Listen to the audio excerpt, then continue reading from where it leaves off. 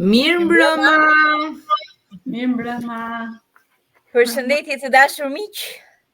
Mirë se erdhët në emisionin Në botën e fëmijëve, si gjithmonë me ne të cilët nuk rreshtim së dhuruari dashuri dhe njëkohësisht surpriza të bukura si çdo e diel që e meriton në fund të fundit për të qenë pjesë e një dashurie të veçantë. Dhe sot pjesë e një dashurie të veçantë në emisionin ton është prezenca e një personazhi shumë të dashur që do të bëhet i dashur më saktë pasi ne të bëjmë prezantimin e saj. Ajo është Paula Muçodemi. Pse them që do të jetë një personazh i dashur? Jo vetëm për faktin që është një femër kaq prezente dhe e bukur në emisionin ton, por është edhe një nënë e 2 vajzave, e cila ka ndërmarrë në misionin e saj të përsosi ëndrrën e fshehur në sirtar, atë të përsiatjes shpirtërore për të qenë një fëmijë gjatë gjithë jetës. Pse e them këtë? Jo vetëm për krijimtarinë së cilës ajo i është dedikuar, i është përkushtuar për të qenë krijuese dhe kontribuese në letërsim për fëmijë, e cila është një handicap shumë i madh në shoqërinë tonë, e cila po e vuan mungesën e shkrimtarëve për fëmijë, por edhe për faktin sepse ajo edukon brezin e ri dhe për më tepër po arsimohet për më tej për ta përsosur mësimdhënien e saj, edukimin e një brezi të brisht, një brezi i cili kërkon përveç mendimit dhe gjithë krijimit të formimit akademik dhe personalitetit të tij, edhe atë artistik. Dhe Paula jon i ka të dyja këto brenda. Ajo është një buqet shumë e ngrohtë dashurie për fëmijët, e cila do të serviret me mendimin e saj vetëm pas pak, vetëm kur ju të njihni gjithë formimin dhe jetëshkrimin e saj akademik, kulturor dhe artistik. Paula Muçodemi ka lindur në 19 gusht të vitit 1993 në qytetin e Beratit. Deri në moshën 10 vjeçare ka jetuar në fshatin Bistrovic, në rrethinat e qytetit Beratit, ku ka kryer dhe arsimin fillor. Më pas, familja e saj zhvendoset në Ura Vajgurore, që tashmë njihet si Dimal. Në gurët e kësaj kalaje, shprehet Paula, kam kaluar vitet më të bukura të fëmirisë, luaja me shoqet, mblidhni më rigon, ndihmoja gjyshërit me baktin, dhe sot jam shumë e lumtur që kalaja e Dimalit njihet gjërësisht. Duket sikur Paula këtu ka krijuar terrenin e krijimtarisë së saj artistike për fëmijë, mblidh të rigon tek gjyshërit. Pra, a nuk është pikërisht kjo streha dhe krijimit të një fabule apo të një porralle në krijimtarinë e saj të mëvonshme, vetëm pas pak. Të lexoj dhe të shkruaj kanë qenë ndër pasionet e mia të hershme më të mëdha, si çdo fëmijë kureshtar lexoja çdo libër që më binte në dorë. Në Urën Vajgurore kam kryer arsimin 8 vjeçar dhe po këtu arsimin e mesëm. Kam krijuar një familje shumë të vogël, po me një dashuri shumë të madhe, 18 vjeçe. Në 2013 jam bërë nën për herë të parë, nën e një vajze të bukur e cila quhet Aleksandra. Dhe dashuria dhe përkujdesja që tregova unë për shkrimin arriti ta mbante të ngrohtë të ëndër për vite e vite me radhë. Kur isha 25 vjeç, në vitin 2019, vjen në jetë vajza e dytë që quhet Perla. Të dy vajzat u bën frymëzimi që unë mos të ndalja duke ndjekur ëndrat e mia. Vazhdoja të përthithja çdo informacion. I haja thuajse, nuk i lexoja librat dhe kam ushqyer shpirtin, mendjen time me vitaminat më të shëndetshme dhe për këtë jam shumë krenare për veten time. Ndonse, kur isha e vogël dhe të gjithë më pyesnin se çfarë do të bësh kur të rritesh, siç është ajo pyetja klishe që na shoqëron të gjithëve, unë përgjigjesha që do të bëhem poete. atëherë më dukej diçka jashtëzakonshme, e parritshme. Derisa në gusht të vitit 2021 kam botuar librin tim të parë me prozë, skica letrare të titulluar Çmenduria në parajsën time. Ishte ëndër për mua, ëndër që mund ta prekja. Në vitin 2022 vjen libri im i dytë me poezi Në trenin e muzës pasagjere. Në 2023 realizova dëshirën time më të madhe që mund të kisha për te librave. U regjistrova në Universitetin e Gjirogastrës Dega Arsim Fillor. Jeta ime mori një kthes të madhe. U fokusova tek shkolla dhe botimet mbetën në një plan të dytë, por jo se nuk shkruaja. Atëherë, të bësh letërsi për fëmijë është shumë e vështirë dhe këtë kështill e kisha vath në vesh nga pedagogja ime e letërsisë për fëmijë Merita Gjokutaj. Dhe aty gjeta një botë ku imagjinata nuk ka kufi dhe ëndrat marrin formë. Në këtë botë të madhe dhe të ndërlikuar, zgjodha të jem një udhërrëfyese e butë që i mëson të vegjëlit ta kuptojnë atë. Këtë vit del libri im i parë me vjersha për fëmijë dhe libri im i tjetër me poezi për të rritur. Në dorë kam një tjetër roman që kam arritur deri diku nga mesi. Por nuk nxitohet, jam fokusuar për momentin tek tregimet që përfshin një moshë më të rritur, ndoshta 13-17 vjeç dhe jo vetëm. Prallat të cilat i shkruaja sa herë që më kap frymëzimi, vendi nuk ka rëndësi, derisa në momentin që në çantë kam gjithmonë me vete një blok dhe një stilolaps, frymëzimi është aty. Të jesh poete nuk është profesion, është pasion. Duhet të shkruash me gjak e vena, ndryshe nuk shkruan asgjë të bukur, shprehet shkrimtarja dhe poetja Paula Muçodemi. Por çfarë e ka ngacmuar dëshirën e Paulës për të qenë pjesë e emisionit në botën e fëmijëve? Ne e dim shumë mirë që Paula ka qenë edhe pjesë e një emisioni për të rritur, ku moderon mikesha ime, bashkëmoderatorja Alma Mehmeti, por ngacmimet e saj të brendshme që e kanë mbajtur kaq gjatë ngërthyer pas këtij emisioni ka qenë tjetër gjë. Gjetiu ka menduar Paula, po se çfarë atë do të na e thot vetë ajo.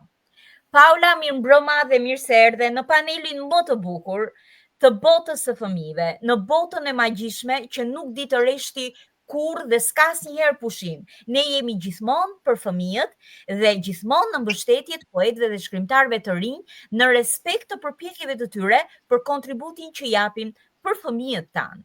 Sot jemi shumë të nderuar që të kemi pjesë të këtij emisioni, jo vetëm ne të rriturat, por edhe vetë fëmijët në mungesë të së cilës janë, unë po shprehem në ndjenjë falenderuese për prezencën tënde. Paula, çfarë të shtyu të bësh pjesë e këtij emisioni? Okay. Bëra një përshkrim të shkurtër, ndoshta më kaluan disa rrjeshta, por shpresoj të mos kem hequr pjesën substancën e përbërjes tënde, por do të kemi kohë të flasim shumë për krijimtarinë tënde. Sot, çfarë të ka ngacmuar që të bësh pjesë e jona?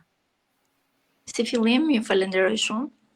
Teksa ju dëgjoja kur përshkruani jetën time, më kaloni kështu si sekuenca të gjitha ngjarjet, edhe thoja, wow, Paula, sa shumë gjëra pas ke bërë edhe nuk e pas ke ditur.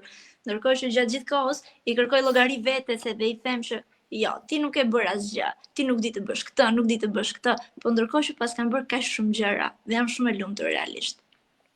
E di pse ndodh kjo? Paula, kjo ndodh tek njerëzit të cilët janë gjithmonë kërkues ndaj vetes. Sepse një njeri i cili është megaloman për fëmijët, që është shumë mendje madh, atëherë ai thotë që unë i di të gjitha, i kam bërë të gjitha dhe nuk kam çfarë të mësoj më shumë. Ama një njeri i ditur që është në kërkim të dijes, ai gjithmonë thotë kam ende për të mësuar, dhe ti je një e tillë. Thonë që emocionet janë ajo gjuha jone e parë dhe kanë një natyrë intime dhe nuk e di në këtë momente se sa shumë e përçoj, por jam vërtet shumë emocionuar, por në të njëjtën kohë edhe shumë entuziazmuar që ndodhem tu mes jush këtij paneli kaq të bukur edhe kaq të mrekullueshëm. Edhe jam shumë e sigurt që gjitha ne që ndodhemi këtu, brenda nesh kemi një shpirt fëmije që beson tek mrekullit edhe dëshirojmë që të gjithë fëmijët ta ndjejnë këtë gjë. Në fakt, tek pjesa e prezantimit do doja të shtoja vetëm diçka. Gjatë këtyre viteve unë ndërkohë punoja. kam qenë e vetë punësuar në një biznes privat, një punë që niste nga ora 7 e mëngjesit dhe mbaronte në orën 9 apo 10 të darkës, kur e rësohej. Dhe ishte diçka jashtëzakonshme sepse fëmijët, puna, shkrimet dhe leximet ishin diçka që unë i ndërthurja me njëra tjetrën dhe nuk e lija veten time kur asnjëherë bosh. Derisa erdhi momenti pastaj që unë të regjistrohesha në shkollë, kjo nëse dikur thoja që të botoja një libër ishte ajo ëndra që mund ta prekja, të regjistrohesha në shkollë dhe të vazhdoja shkollën e lartë ndonse jam një nën e 2 vajzave sot, ishte arritja më e madhe që mund të kem patur në jetë. Dhe mendoj se jam broçkulla kush thot që në momentin që ti bëhesh nën nuk mund të ndjekësh ëndrat e tua. Absolutisht në asnjë moment.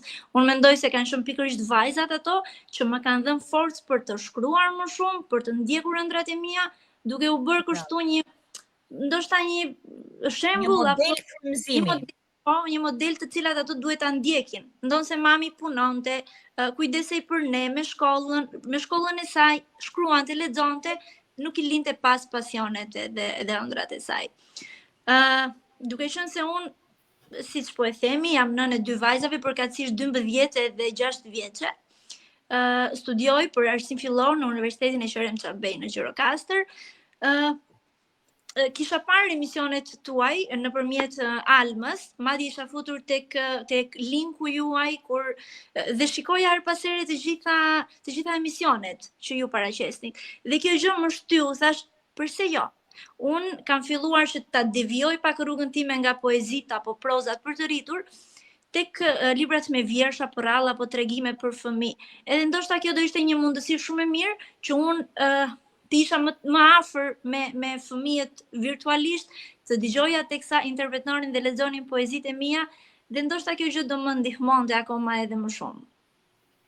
Paula, pa hyrë ende në konkretizimin e krijimtarisë tënde, e cila do të vi përmes mikeshave të mia që janë në panel dhe fëmijëve apo videove të kolegeve tona, unë do doja të bëja thjesht një pyetje. Çfarë përbën frymëzim për ty kur shkruan për fëmijët, një kujtim, një ëndër apo një personazh konkret? Më fal se të dëgjova vetëm një personazh, një ëndër konkret në fillim, mund ta përsërisësh? Çfarë bëhet frymëzim për ju për të shkruar për fëmijët, një ëndër, një kujtim apo një personazh konkret që të kujton fëmijërinë tënde dhe ti referohesh për të shkruar? Ndoshta janë të treja bashkë të ndërthurura me njëra tjetrën. Unë kam shkruar që e vogël që 10 vjeç atje ku mblidhja rigon, edhe ku dëgjoja cicërimat e zogjdve apo blegërimat e deleve ose shikoja sakrificën e gjyshërve të mi dhe unë endesha pas tyre kështu si një fëmijë çamarok. Dhe të gjitha këto bashkë mendoj kanë ndikuar tek unë dhe ndoshta mund të kapen pas një kujtimi, pas një ëndre, sepse aktualisht unë punoj edukatore. Dhe kjo gjë mua më ka ndihmuar shumë që të jem më afër botës së fëmijëve, që ta njoh nga afër botën e tyre edhe të zhvilloj krijimtarinë time. Paula, do të kishe dëshirë që krijimtarinë tënde ta shpalosnim duke filluar ti e para me një krijim tëndin? Patjetër. Në fakt këtu ju ndërpresun. Unë do kisha dëshirë që ta filloja me një video të vajzës së Paulës. Aq më bukur. Ajo e ka bërë pjesë të emisionit ton dhe më vjen mirë që Paula vajza ti ka angazhuar dhe ajo dhe vajza e dytë është Perla, në mos gaboj. Po, Perla. Aleksandra Shahara. Do ta shikoni me sa bukur që e ka sjell poezinë e mamasë së saj. Ta ndjekim. Patjetër.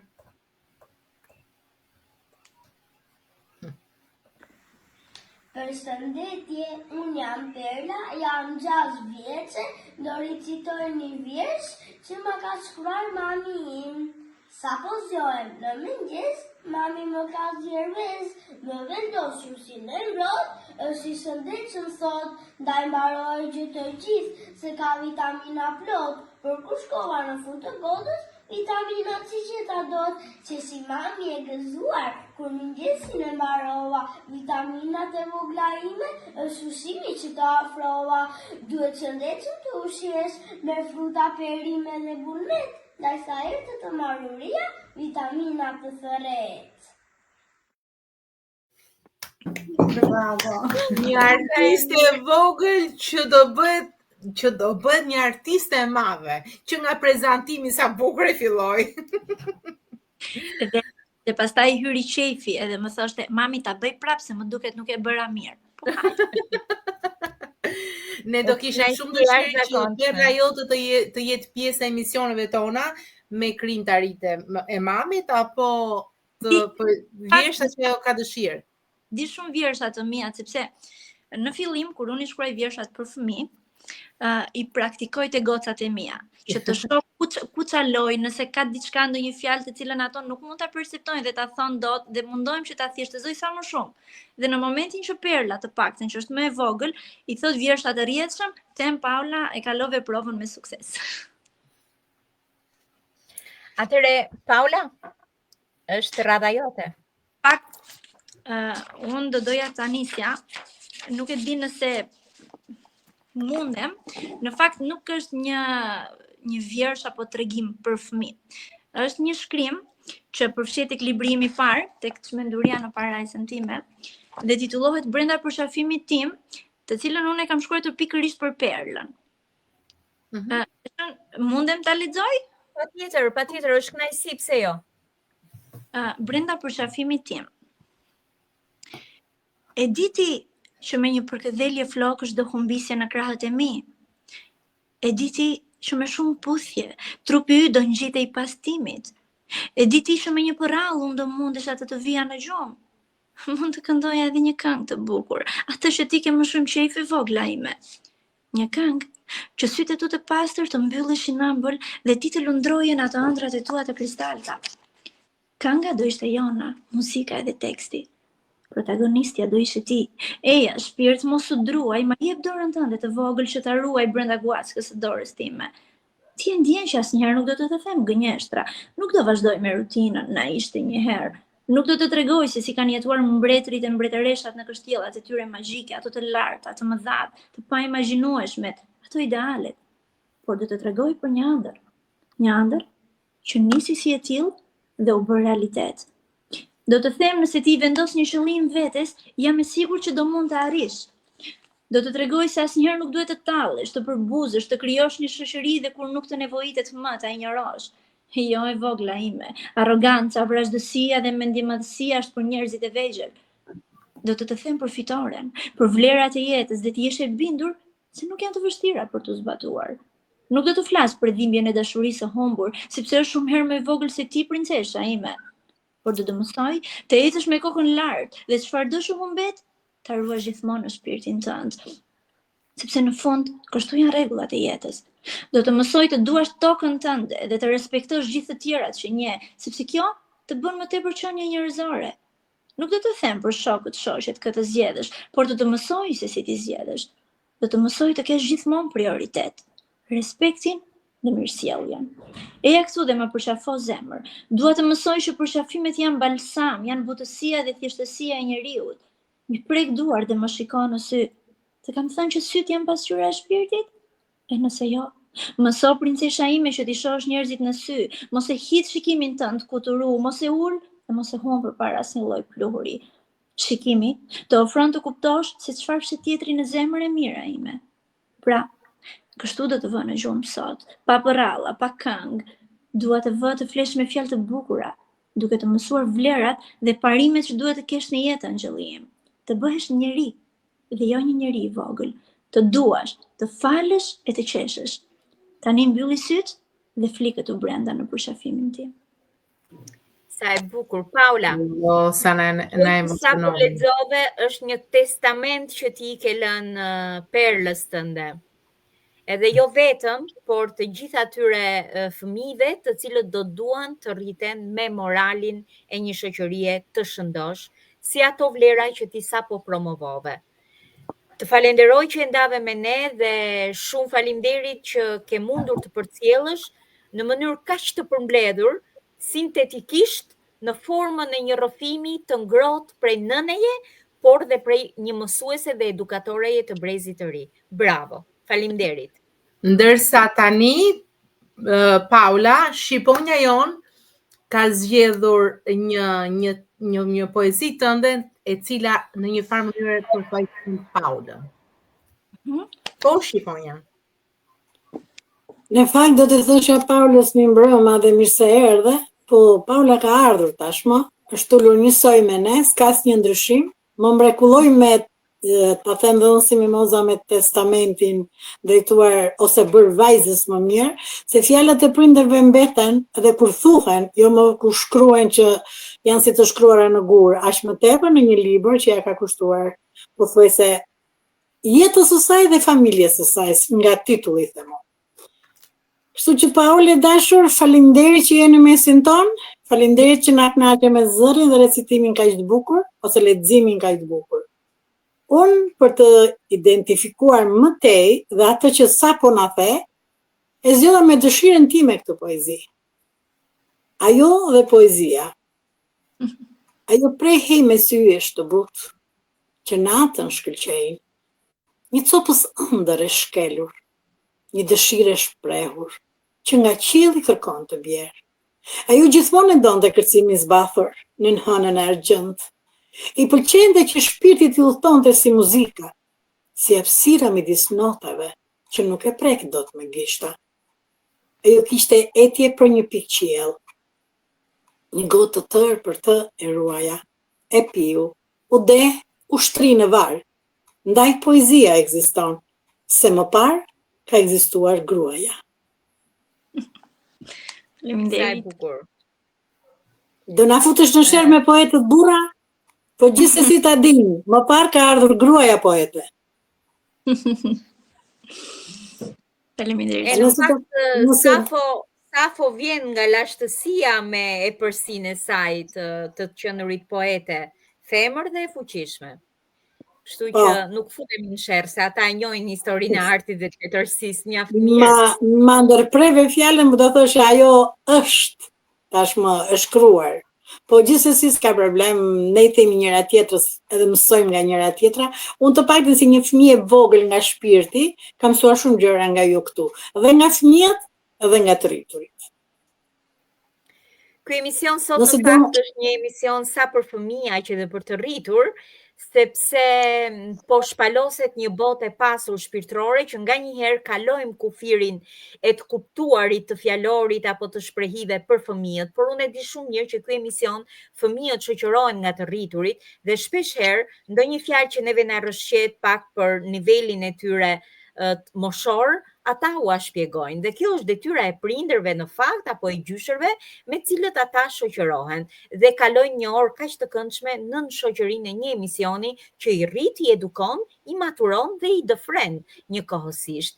Sepse unë e di shumë mirë që Alma tashmë do të na dëfrej me ndonjë nga videot e fëmijëve që kanë përcjell të nipit të Margaritës për shembull, nëse ka ardhur apo të ndonjë mikeshe tonës, me siguri ke diçka?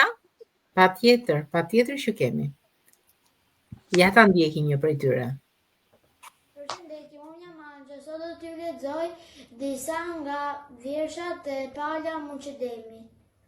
Dhëmbi i parë, perla vogël u zgjua, shkoi dhëmbët për të larë, kur u pa në pasyrë i mungonte dhëmbi i parë. Shkoi me vrap tek mami për t'ia treguar, me bëshishën e re, dhëmbin mante në duar. Mami e përkëdheli e përqafoi ngrohtë, tani e vogla ime do të bësh më e fortë, si që do zakoni dhëmbi dhe mbi qati, që në vend të ti të dalë dhëmbi i ri. Sa bukur. Dhëmbi i parë. Dhëmbi perlës. E bëm legjendat e dhëmbin e parë. Është kujtimi më i bukur në fakt, dhe mbetet tek çdo prind. E mbante dhe i thoshim që perla duhet ta hedhësh në çati. Dhe thoshte, jo, thoshte do ta mbaj të fle, dhe ka mbajtur tër natën të flinte dhe në mëngjes nuk po i gjenim dot dhe kërkonin të gjithë për dhëmbin e perlës. Atëherë të dashur miq, në panel ne kemi të vetmën të vogël të ftuar, që është Cindy Përleka, të cilën do ta ftoja përpara se të bëj interpretimin e saj, të lexoj disa nga mesazhet të cilët janë mikpritja e miqve tan për Paulën.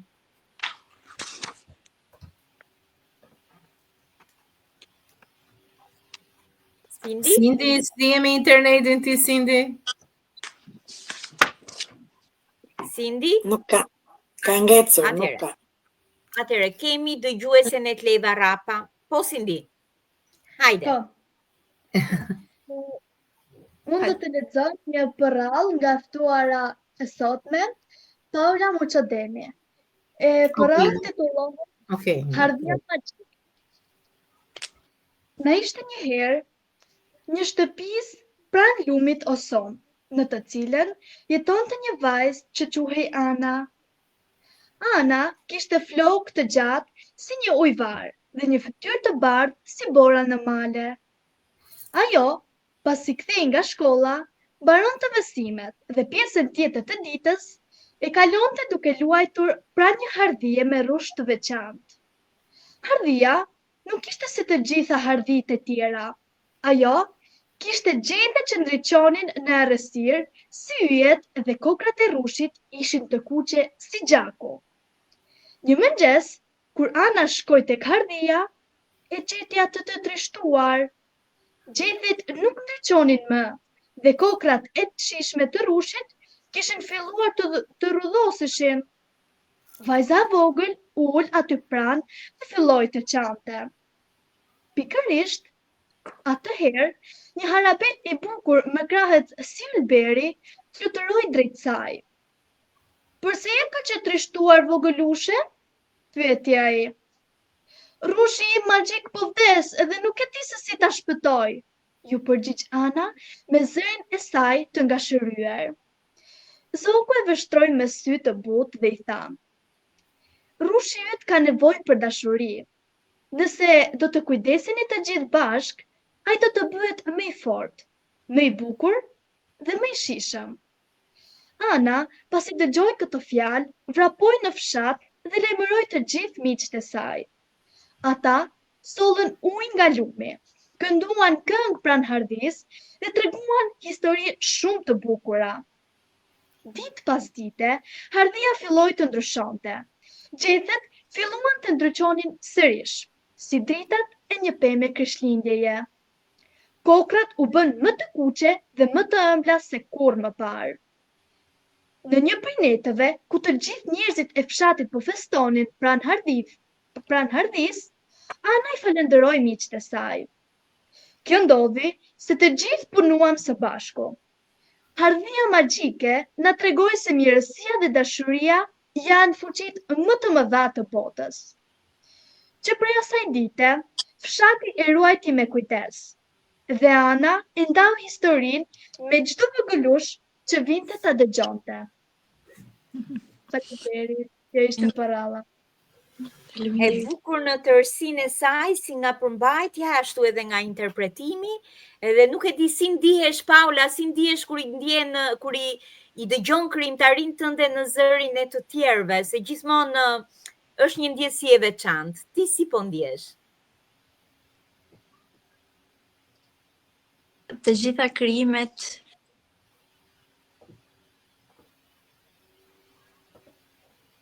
ka një shkëputje, më duket? Ka një shkëputje nga Paula? Është një kënaqësi e jashtëzakonshme, por në momentin kur disa nga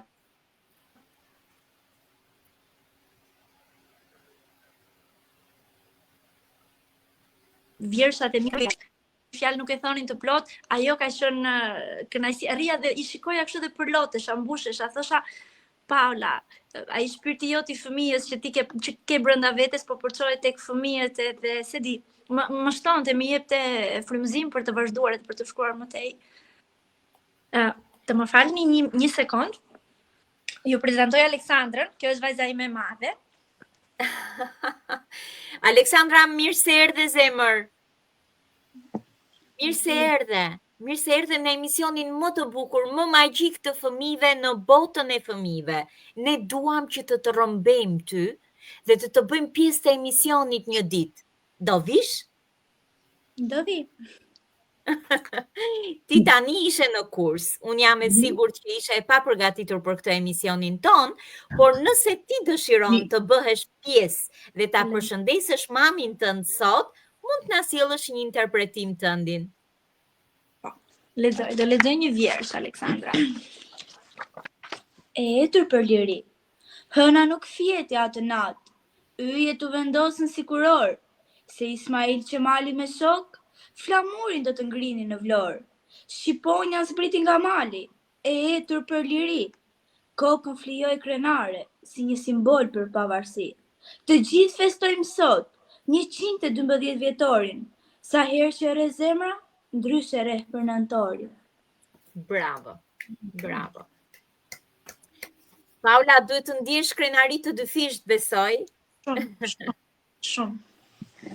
Sa herë që i duhet diçka në shkollë, ndonjë tregim, proza apo vjersh, vjen kështu me një ëmbëlsi për tej normales. Mami, do më shkruash një vjersh sot.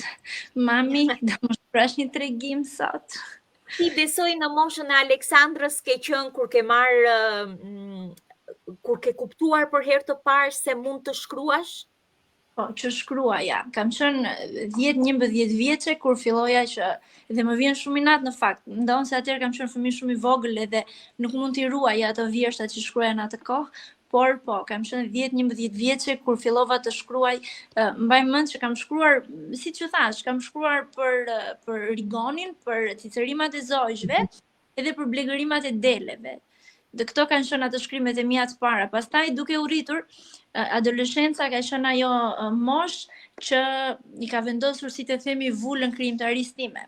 Kam shkruar shumë poezi kur kam qenë 16 deri në 18 vjeçe, kur jam bërë dhe mama për herë të parë. Disa prej poezive janë të përfshira dhe tek libri im i dytë, Në trenin e muzës pasazhere, i kam mbajtur atë poezi, i kam ruajtur. Pastaj duke u rritur, zgjerohej horizonti, fjalori, mësoja më shumë, lexoja më shumë, dija, i perceptoja, i ndjeja, i prekja gjërat ndryshe, edhe filloi pastaj edhe krijimtaria mori një kthes. Mori një kthes tjetër, kthesa të cilat unë nuk i prisja, i lija aty, por i zbukuroja me vargje. Po, Aleksandra, ka ndonjë të dhënë të nden për të shkruar, apo nga që e ka mamin shkrimtare dhe i bie pak shkurt dhe thot ma bëj mami? Po mami nuk ja në këtë aspekt? Po mami nuk ja bën, mami thot ti do hedhësh si themi thelbin e krijimtarisë. Mami do të ndihmoj pak për hyrjen dhe ti pastaj aty do zhvillosh vetë imagjinatën.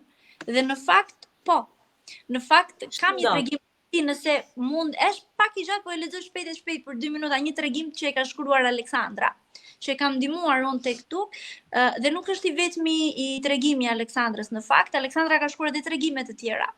Ndonse në thonjza e detyruar nga mësuesja në klasën e 4 apo të 5, që thoshte dua si s'bën të më sjellësh një tregim fantastiko shkencor për shembull. Dhe Aleksandra e shikoja që vinte edhe e shkruante tregimin, edhe më thoshte mami si e kam bërë këtë, dhe në fakt habitesha, por në të njëjtën kohë përjetoja një kënaqësi të jashtëzakonshme kur e shikoja që e ka pak atë në gen. Pjesën. Po ndoshta është e prirur në fushën e prozës më shumë se sa në atë të poezisë.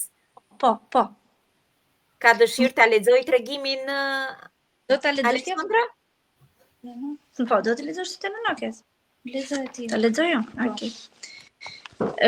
Bashkë me shkrimin e Aleksandrës këtu e kam lënë ashtu siç e ka shkruar ajo. Mirë. Është gjë që na ngro kjo, që akoma ka dëshirën fëmia për të shkruar dhe për të përdorur penin. Në fakt, sa herë, jo vetëm kur Aleksandra ka ditëlindjen, por në çfarëdo lloj feste të bëj dhurata, vetmja dhuratë që Aleksandra e di çfarë pret nga unë dhe nuk pret asgjë tjetër janë libra. E di thot çam ke bler lëre. Blej një kohësisht, një e blej unë për veten time dhe një Aleksandra dhe i vendosim synim vetes ton. Do ta lexojmë të dyja një kohësisht, unë do të them për çfarë flet libri im dhe ti për çfarë flet libri jot. Dhe ka lexuar goxha, e ka qejf këtë gjë. Ndoshta e kam shtyr edhe unë pak, por në momentin që e shoh që ajo ka qejf këtë gjë, aty pastaj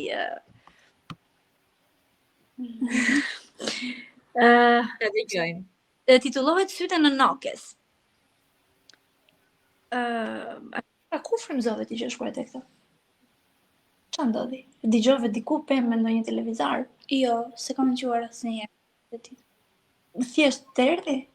Nga nëna, nga syt, nga të gjitha.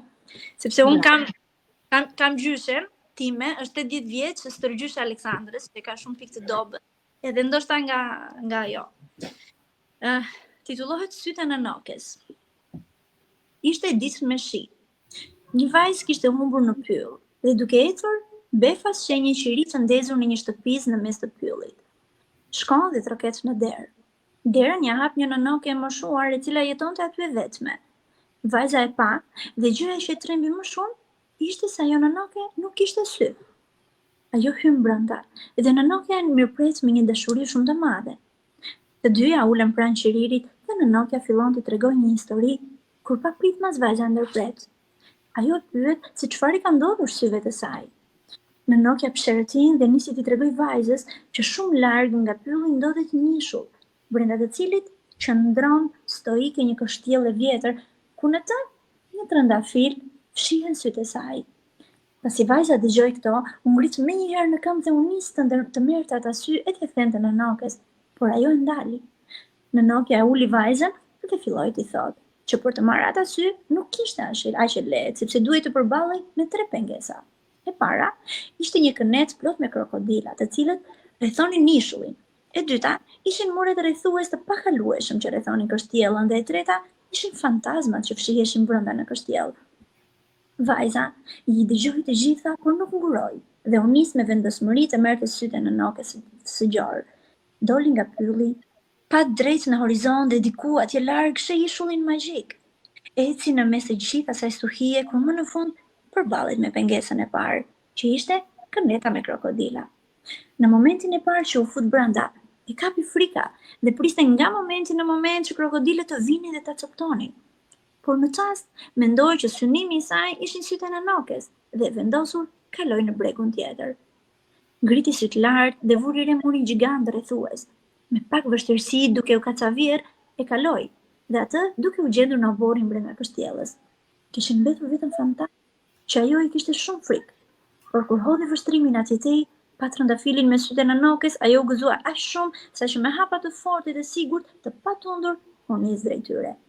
E mori me kujdes trëndafilin në duart e saj dhe një lumturi e përshkroi të gjithë trupin. Rruga për në kthim ju duk më e lehtë, sikur një fuqi magjike ta mbante pezull në ajër. Duke ju marrë fryma, ajo hapi derën e kasolles dhe fitimtare ngri sytë e nanokes në ajër. Befas vuri re që nanokja nuk ishte aty në vendin e përhershëm. E thiri në të gjithë shtëpinë, por ajo nuk i përgjigj. Apritmas, në krevat, vuri re një letër. E mori me aq kujdes sikur të ishte një bombë shpërthyese dhe nis ta lëdoj. E dashur vogëlushe, sapo të pash, vura re që t'ishe një vajzë guximtare, nuk i druheshe asgjëje. Ndaj kërkova të shkoje në një ishull të largët për të marrë ata sy që unë nuk i kisha nevojë. Në momentin që të tregova për 3 sfidat, mendova se ti do të stepeshe, por për habin time, ti ishe më e vendosur se kur. Tani erdhi momenti të tregoj të vërtetën. Këneta nuk ishte krokodila, as muret nuk ishin të pakalueshëm. Kështjella nuk ishte fantazma dhe syt ishin lehtësisht të prekshëm. Tashmë nga kjo letër, ti do kuptosh që unë mund të shikoja dhe arrita të tepërtoja thellë në shpirtin tënd, duke kuptuar ti vogëlushe çdo ëndër që të kesh dhe çdo synim që do t'i vendosësh vetes, do të arrish. Dhe duhet të kuptosh që në jetë nuk duhen një palë sy për të kuptuar mirësinë e të tjerëve, por ti ndihesh e ti kuptosh me zemër vogëlushja ime. Ndaj dhe ata sy, merri dhe dhuroja dikujt që ka më shumë nevojë se unë. Dhe mos më kërko në pyll, sepse nuk do të më gjesh, por më kërko në zemrën tënde, sepse aty do jetoj për gjithmonë. Më ke nën pa fjalë, do me thënë një vajzë në shkrenjare se ka shkrenën tënde.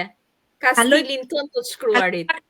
Pak në redaktimin tim, po thelbi është tërësisht i Aleksandrës. Jo, vërtet më ke lënë pa fjalë, me fantazinë që vajza jote ka shkruar tregimin. Me këtë tregimin u prezantua në shkollë, që i kishte edhe detyrë për të bërë dhe u mrekulluan edhe mësueset, më tha. Bravo. Unë pash mënyrën dhe stilistikën e përdorur njësoj si ti. Pra kaq shumë të ka lexuar, ose është edhe ngjashmëria në mbi mënyra për të shprehur fryma dhe gjithë ushqimi yt shpirtëror që e komunikimi, se unë pash edhe komunikimin tuaj, pra gjithçka ka një model kaq të bukur pranë vetes Aleksandra dhe në mënyrën e të shkruarit. Bravo Aleksandra. Ti tashmë do të bësh pjesë e emisionit ton me krijimtarinë tënde. Ke një arsye më shumë. Tani frymëzo, edhe nëse nuk frymëzosh do të kapi sedra dhe turpi edhe do ta shkruash. Ik tani. Përshëndeti. Miropafshim. Faleminderit. Ishte kënaqësi po të dëshirosh. Faleminderit që më ftuat në emision tuaj. Më e vogël. Dua që të bësh pjesë sa më shpesh e këtij emisioni edhe të vazhdosh të shkruash, por më së shumti të lexosh, sepse të lexosh do të thotë që të kesh një bagazh të cilin ti pak nga pak e shfrytëzon në krijimtarinë tënde. Kemi së fundmi kemi porositur librin si e kishte titullin? Ditari Ana Frank. Bravo. Duke qenë se unë kam jetuar disa vite në Greqi pa Aleksandrën kur isha te prindrit e mi, bashkë me prindrit e mi, dhe e kam në gjuhën greke. Dhe një ditë mësuesja në shkollë i kishte thënë që duhet të lexoni librin Ditari Ana Frank për të kuptuar që këto hallet tuaja që keni këtu nuk janë asgjë në krahasim me librin që do të lexoni. Dhe erdhi në shtëpi Aleksandra, me pak në vit të përgjithshëm ja shpjegova se çfarë përmbante libri edhe u mrekullua. Thash do ta porosisi mami librin dhe do ta lexosh. Dhe mendoj se është një libër shumë i bukur edhe për moshën e Aleksandrës. Faleminderit Paula që solle edhe një mesazh tjetër për të gjitha nënat dhe fëmijët njëkohësisht, që brezi i ri ka nevojë të lexojë, duhet të lexojë dhe duhet të ngacmohet për të lexuar, ashtu siç bën një nënë e devotshme apo një nënë e cila librin e ka shokun më të ngushtë. Bravo që je një model i tillë frymëzimi për të gjithë.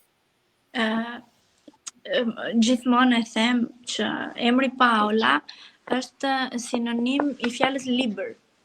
Nuk e konceptoj dot veten time pa libra. Nuk e konceptoj dot në një moment që unë mund të kem pa kohë të lirë, që të jem pa libër në duar, ndoshta edhe kjo edukata që Aleksandra më sheh gjatë gjithë kohës me libra, mundohem që mos të më shoh me telefon në dorë.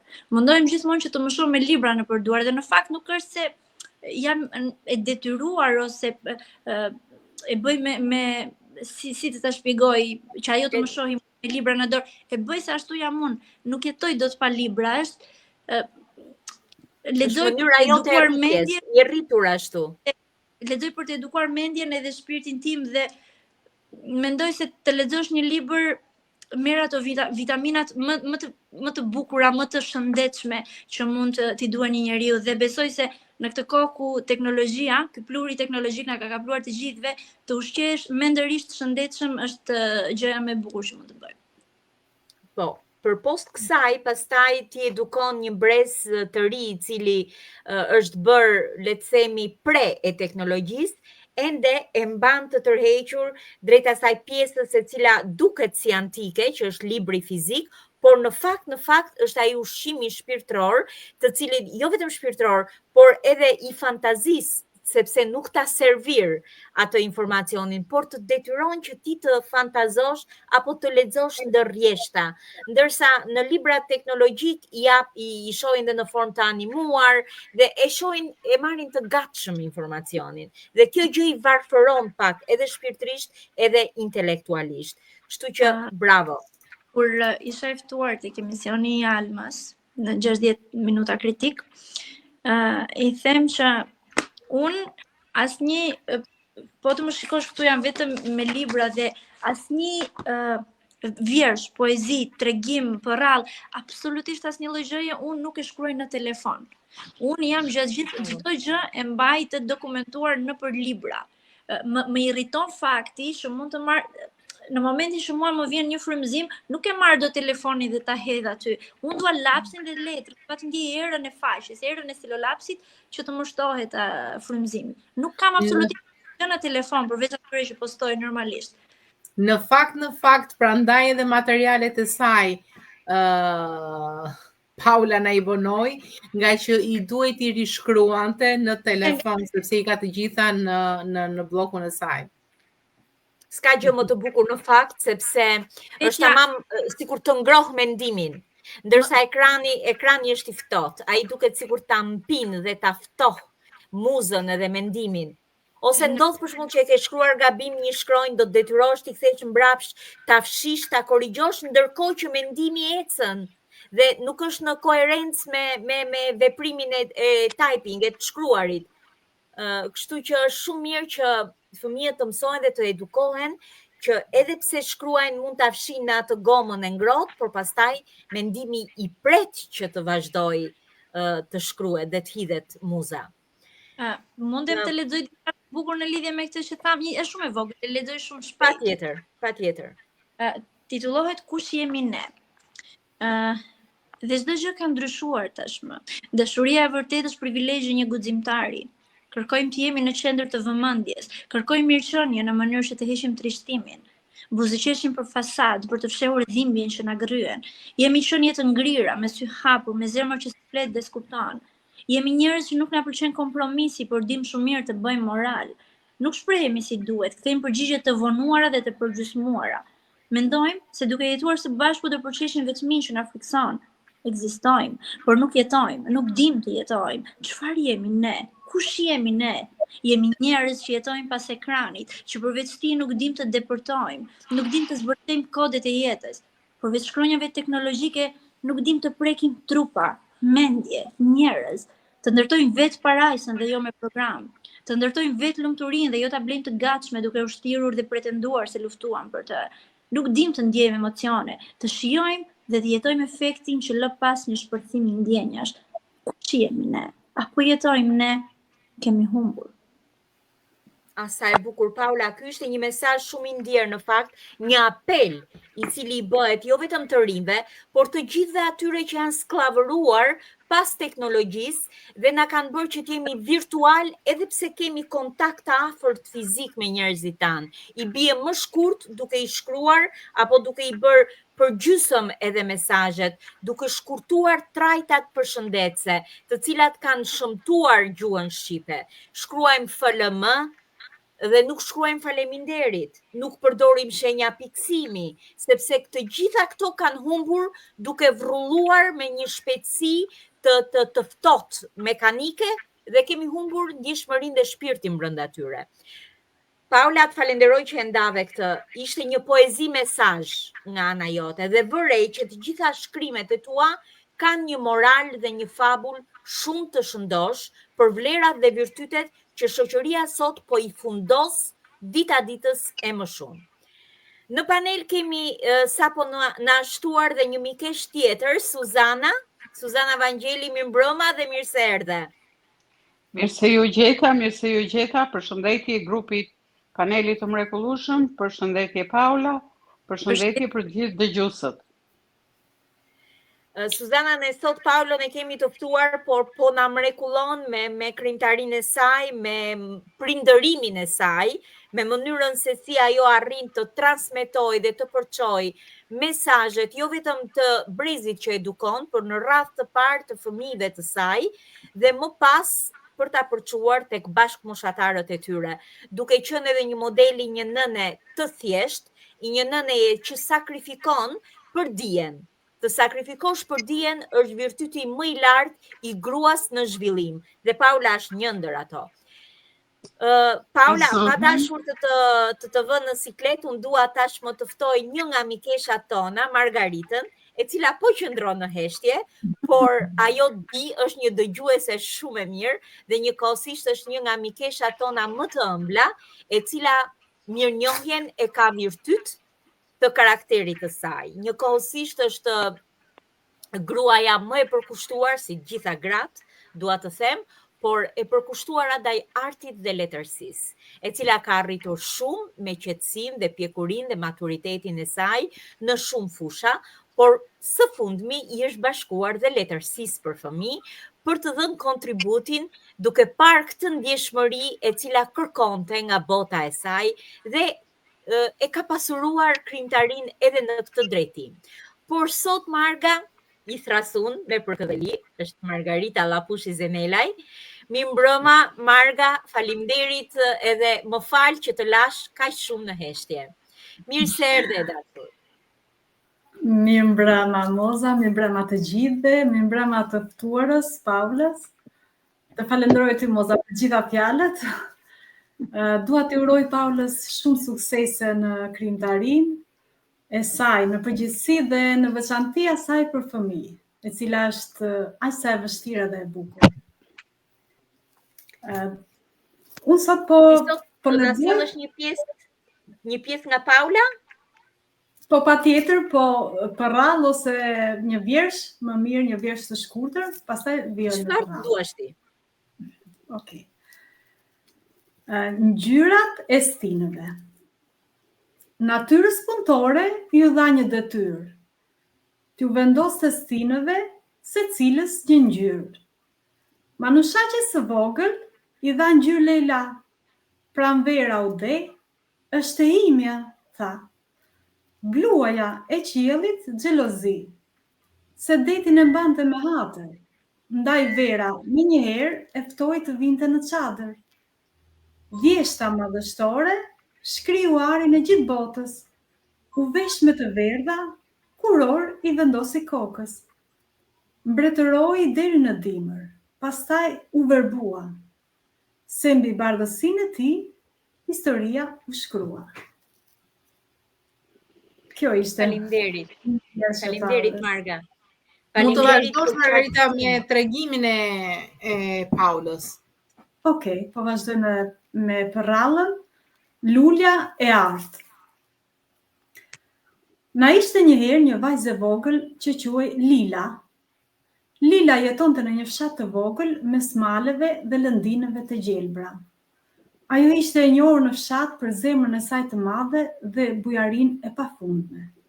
Çdo ditë i ndihmonte fëmijët e saj me gjithçka që ata kishin nevojë dhe gjithmonë i bënte me buzëqeshje të ndritshme në fytyrë. Një ditë, teksa shëtiste në pyllin e dendur pranë fshatit, Lila gjeti në tokë një zog të vogël me krah të lënduar. Zogu qante dhe ishte shumë i friksuar. Pa u menduar dy herë, Lila e mori zogun në duart e saj dhe u kthye në shtëpi. Ajo e trajtoi me shumë butësi, i dha shumë dashuri dhe përkujdesje. Çdo ditë e ushqente dhe mësonte të fluturonte sërish. Papritur një ditë të ngrohtë me diell, zogu vuri re se krahët ishin shëruar dhe fluturoi rreth Lilës, duke kënduar një këngë të bukur si falënderim për të gjithë përkujdesjen e saj. Por para se të largohej, ai i tregoi Lilës një sekret magjik.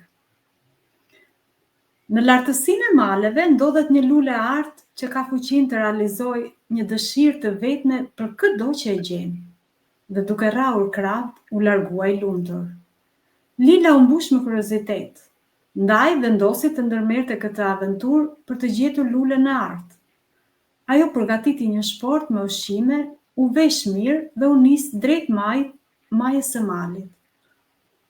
Rruga për të shkuar atje ishte shumë e vështirë, e lodhshme dhe shumë e gjatë, por Lila nuk u dorëzua.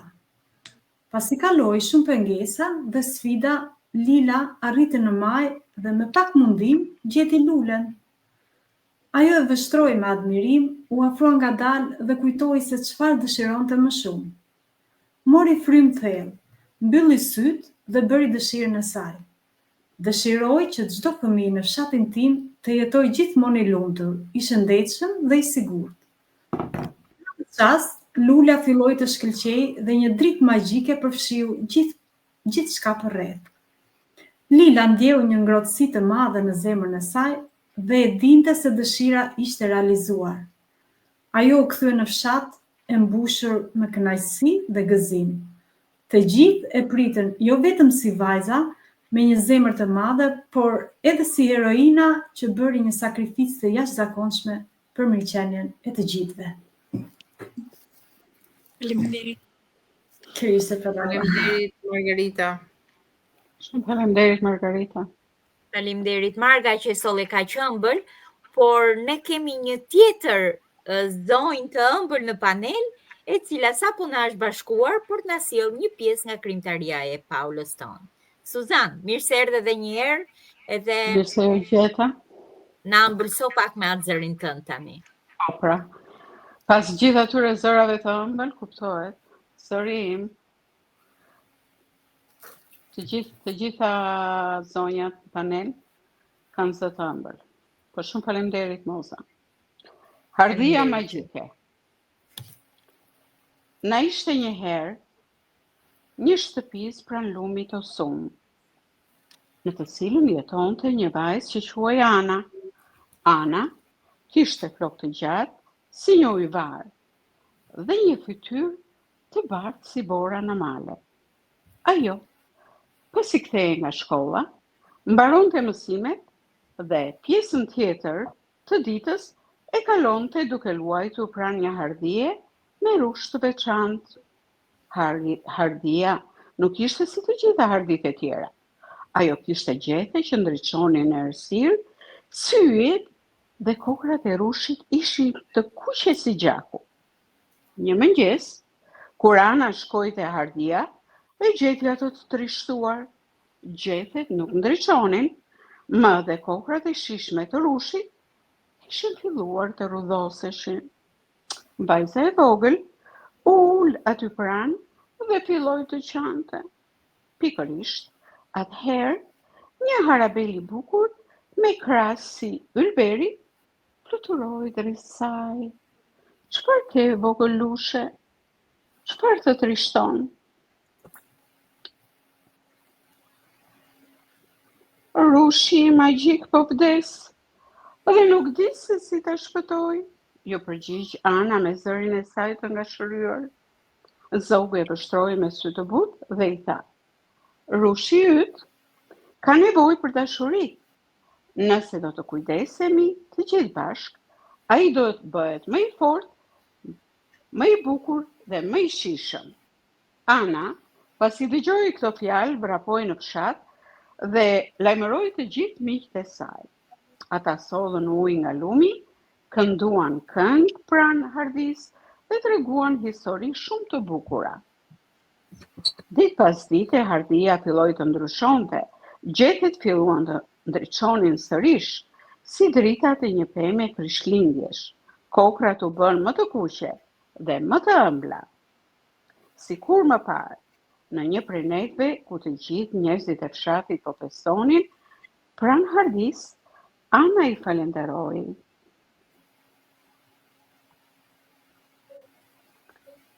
Të gjithë. Kjo ndodhi se të gjithë punuam së bashku, u tha Ana. Hardhia magjike na tregoi se miqësia dhe dashuria janë fuqitë më të mëdha të botës. Që prej saj dite, fshati e ruajti me kujdes. Dhe Ana e ndau historinë me çdo vogëlush që vinte dhe ta dëgjonte. Ja pra të dashur fëmijë, Paula, jonë e dashur, na përcjell mesazhe shumë të vlefshme nëpërmjet kësaj paralle. Faleminderit shumë. Je shumë e ëmbël. Shumë Ndërkohë ju falenderoj të dyjave, si për shkrimin e Paulës, ashtu dhe për interpretimin e Suzanës, dhe ndërkohë po shfaq një video që mika jon Mimoza Idhoni ka përgatitur për këtë emision. Një shkrim nga Paula. Përshëndetje miq të dashur të emisionit tonë. Sot për ju do lexoj një tregim me titullin Treni i fundit i autores Paula Mucodemi. Nata ishte e heshtur, përveç i honës së largët të një treni që lëvizte mbi shina. Era frynte lehtë mbi qytetin e vogël, duke sjellë me vete aromën e shiut që kishte rënë pak më parë. Arti qëndronte pranë stacionit me një valize të vogël në dorë dhe me mendime të përziera në kokë. Ky ishte udhëtimi i fundit nga ky qytet. Ai nuk donte të largohej, por nuk kishte zgjidhje tjetër. Gjithçka që kishte ndërtuar këtu, po shpërbohej. Shtëpia nuk ishte më e tij, rrugët nuk i dukeshin më të njëjtat dhe njerëzit Ata po vazhdonin jetën e tyre, si kur ai të mos kishte qenë kur pjesë e saj. Ishte e çuditshme të mendoje që në këtë qytet dikur ai kishte pasur gjithçka. Ishte rritur mes rrugëve të ngushta, midis librave të vjetër të një biblioteke të haruar, në kafenen e vogël ku pinte kakao në netët e ftohta. Kishte miq, kishte njerëz që i njihte, madje kishte dikë që e quante shtëpi. Por tani, të gjitha këto ndjenin si kujtime të largëta, si pjesë e një jete që nuk i përkiste më. Ndërsa treni afrohej, dikush e thiri. Një zë i njohur, por që nuk e kishte dëgjuar prej kohës. Ai u kthye dhe e pa. Ishte një grua e moshuar, zonja Mira, pronarja e librarisë ku ai kalonte orë të tëra kur ishte fëmijë. Po ikën pa u përshëndetur? E pyeti ajo, duke vizatuar në fytyrë një buzëqeshje të këndshme. Arti uli syt. Nuk donte ta pranonte, por po largohej pa thënë lamtumir askujt. Ishte më e lehtë ashtu. Nganjëherë është më mirë të largohesh pa zurmë, tha ai. Mira tundi kokën. E kuptoj, po mos haro një gjë, Arti. Njerëzit që të kanë dashur nuk harojnë vetëm sepse ndryshon vendi. Treni ndali. Dyert u hapën me një zurmë të lehtë. Arti shtrëngoi valicen. Ishte koha. Por ndërsa bëri hapin e parë për të hipur, diçka e ndali. Një ndjenjë, një mendim, por dhe një më shumë se kaq. Ishte sikur diçka në ajër po e mbante pezull, një fije patukshme që nuk e linte të shkëputi nga ky qytet. Në atë çast ai dëgjoi një zë tjetër, jo të zonja Mirës, jo, të mendimeve të tij. Ishte diçka më e largët, por e njohur, një tingull i lehtë si një trokitje mbi xham. Ai ktheu kokën dhe pa dritarin e vogël të stacionit. Pastaj, me dorën e vendosur lehtë mbi xham, qëndronte një djalë i vogël, rreth 12 vjeç.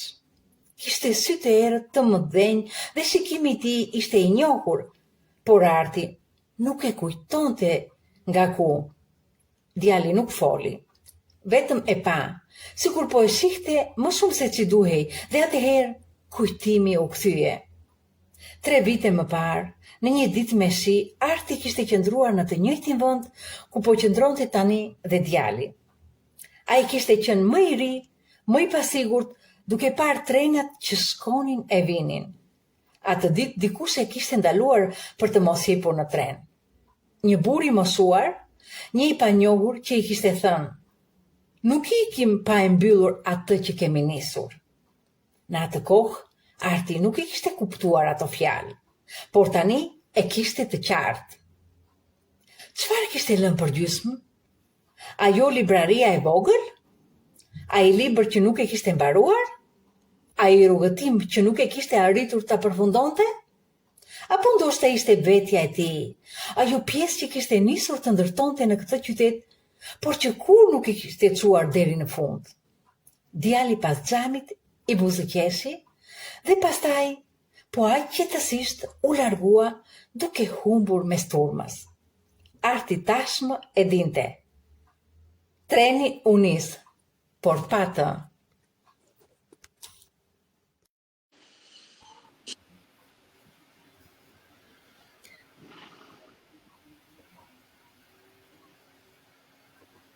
Dëgjohet? Po. Ishte një interpretim. Dëgjohesh patjetër dhe Mimoza është gjithmonë e pranishme çdo javë në emision, duke sjellë zërin dhe qetësinë e interpretimit të saj. Ka një mënyrë interpretimi shumë të qetë dhe të mban kështu, sikur në prallat të moti. Po e dëgjoj edhe më kënaqi shumë, po e dëgjoj tregimin edhe më dukej sikur nuk e kisha shkruar unë.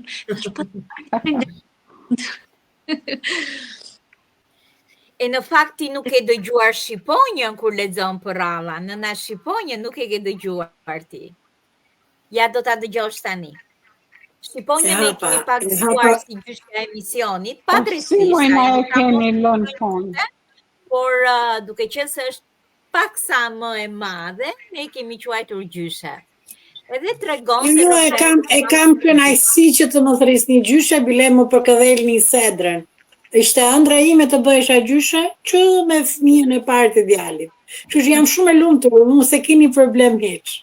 Të sikur të më thrisni nëna të gjithë, unë jam shumë e lumtur. Mundem të them diçka shpejt. Po. Nëna Shqiponja, po them dhe unë kështu tani nëna Shqiponja. E njoha tek emisioni që ishte fituar të martën, më duket, në mos gaboj. Kalma. Po e dëgjoja live-in. Isha në makinë në fakt, hap Facebook-un edhe më del live dhe e kam dëgjuar me shumë kërshëri edhe jam kënaqur shumë, jam prekur shumë, kam shijuar çdo fjalë që tha ajo, madje direkt pastaj pas emisionit I kam bërë edhe ftesë në mos gaboj në Facebook, pastaj zakonisht si çdo mik të ri që ne bëjmë në për rrjete sociale, mundohemi që ta njohim pak më shumë në përshkrimet e ti, eca pak poshtë, pas gjëra dhimbshëm të bukura. Nuk kesh pa gjëra të bukura, se kam 2 vjet, po vetë avash 2 vjet, ka vetëm gjëra të trishta, kështu që... Aty, në momentin që ti e këtu përpara nesh, edhe dole në atë mision, të paktën këtë herë të gjova unë, sepse pashë kështë dalë edhe herë të tjera. Kjo forca e jashtëzakonshme që ti na përcjell, ky mesazh I jashtëzakonshëm që ti na përcjell është për të duar trokitur. Edhe teksa të dëgjoja tek flisje, unë të paktën me një gjë minimale të themi që mund të më ndodh, filloj dhe ankohem 5 ditë me radhë.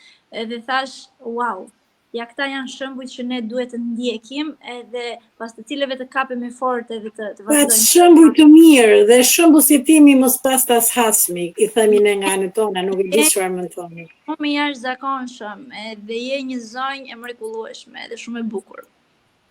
Edhe e bukur jam mirë, këtë se kur se pranoj do tani se... Po jam të bukur ka shpirtin e saj, dhe këtë do ta kuptosh edhe në leximin që do t'i bëj tregimit tënd tani. Okej.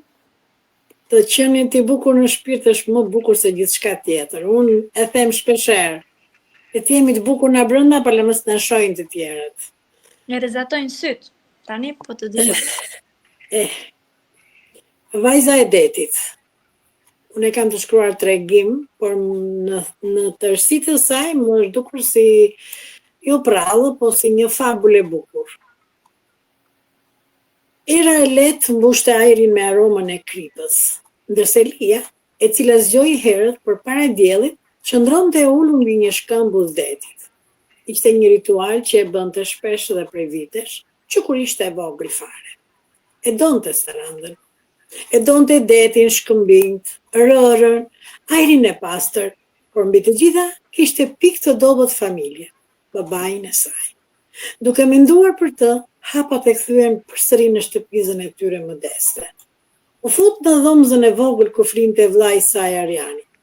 Fytyrën ja kishte mbështetur mbinjas së të vjetër. E trupin të mbështjellë me një batanie të hollë.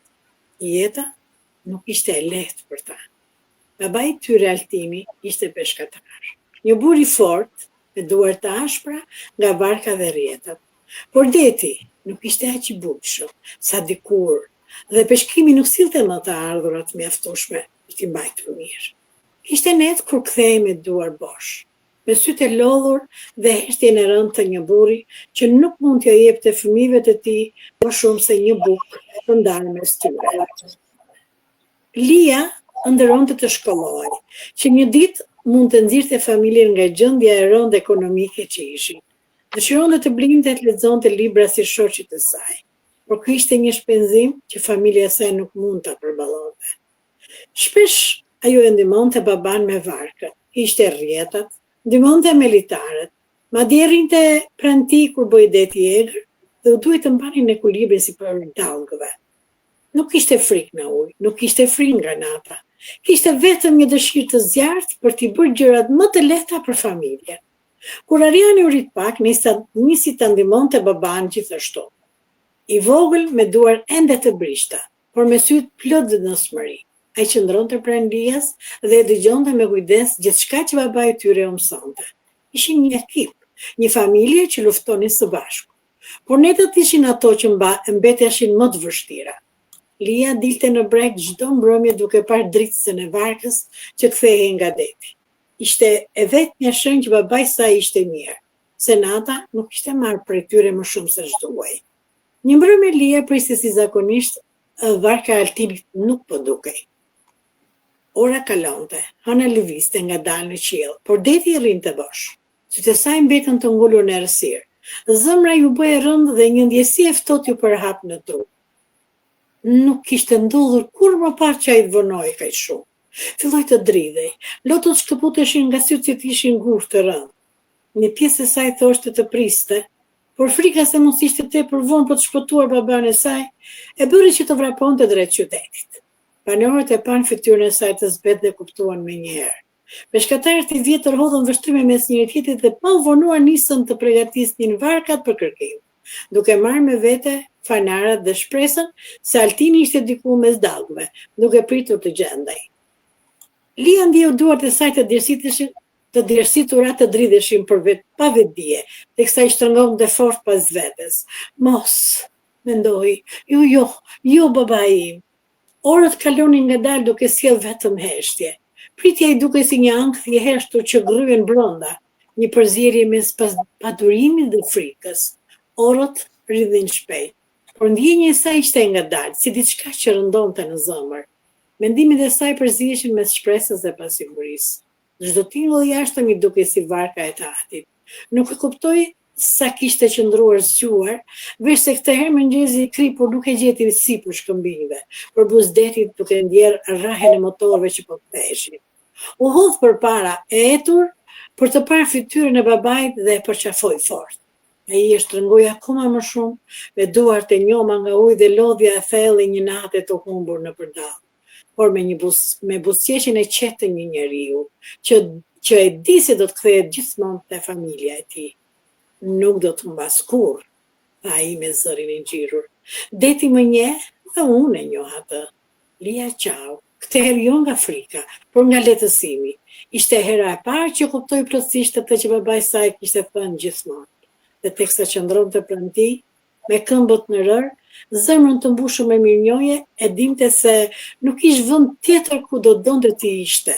Dhe për sa kohë të kishin njëri tjetrin, do përballonin çdo stoi. Ka e bukur.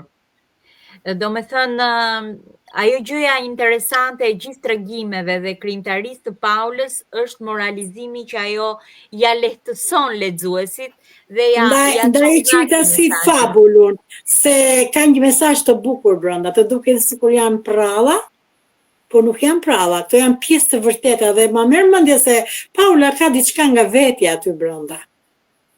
Patjetër, çdo krijues ka diçka nga vetja aty brenda, e sofistikon, hera herës e maskon, e mistifikon. Domethënë ka gjithmonë një truk brenda krijimtarisë së çdo njërit prej krijuesve. Paula, unë të uroj suksese e dashur dhe kështu vazhdo se ti e re, ke forcë, ke durim, ke dashuri, ke përkushtim, që është kryesori përkushtimi, vazhdo, se je në një rrugë shumë të drejtë të bukur. Dhe pse ke filluar shumë herët, tashmë është më herët për të bërë ajo që ti mendon, por gjithsesi je në rrugë të drejtë shumë. Po t'i vini re, tregimeve të mia të paktën ose prallave, unë gjithmonë i kam bërë në vendet e Shqipërisë, Osumi, Berati, Saranda. Bravo, kjo duhet. Je një shqiptare vërtet.